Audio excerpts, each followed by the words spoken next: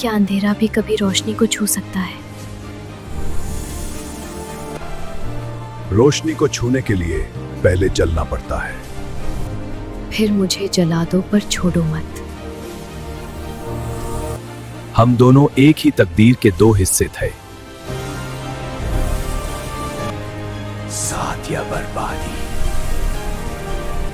मैं तुम्हें अंधेरे से महफूज रखूंगा और मैं तुम्हें रोशनी सिखाऊंगी।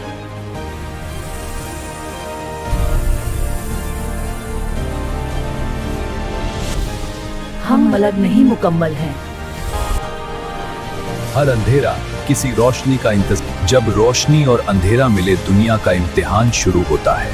तुम दोनों फितरत के खिलाफ हो, हम फितरत को बदलने आए हैं। रोशनी कभी झुकती नहीं।